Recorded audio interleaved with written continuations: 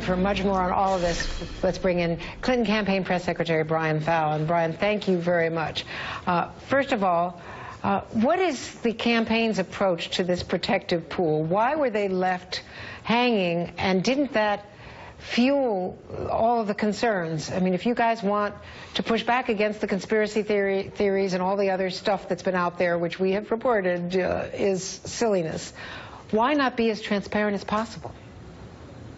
Well, thank you for having me on, Andrea. Let me just briefly recap what we think took place yesterday. The Secretary, even after having been diagnosed with pneumonia on Friday, kept her full schedule on Friday and was dead set on attending that 9/11 ceremony on Sunday morning. She, of course, was senator when 9/11 happened, and it meant a great deal for her to be there.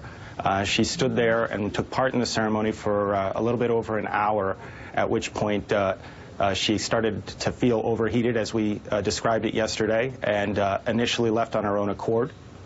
Well, I think that in retrospect, we could have handled it better in terms of providing more information more quickly. As Monica mentioned, in those 90 minutes, we were putting a priority on making sure she was okay.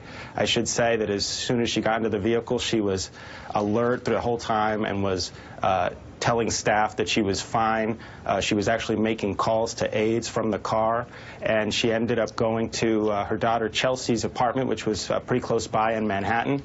And for the aides that were there with her, they could tell you that she was seen chasing her granddaughter around the apartment at Chelsea's apartment just a few moments after leaving that ceremony site. But I do think that in those 90 minutes that elapsed, we could have gotten more information out more quickly, and that's on the staff, that's on us, and we regret that.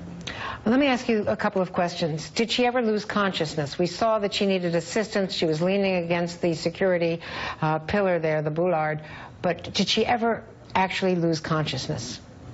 No, Andrea, I don't think so. I think what happened, and I have no basis to question the veracity of the footage that's been played, but from those that were there, I believe what it was she was feeling hot, which a lot of the other attendees described also feeling. I saw Chuck Schumer and Congressman Crowley also described that it was a very hot environment with all those people gathered there for the ceremony.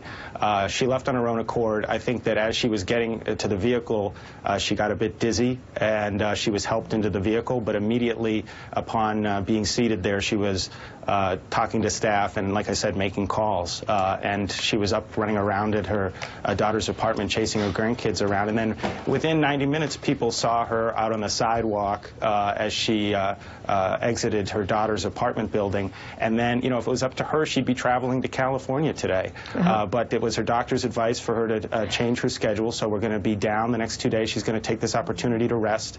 But again, it was the staff that was really prevailing on her to keep her doctor's recommendation in mind and take these next 2 days off. But even just this morning, she's already been calling staff. She made a couple phone calls this morning.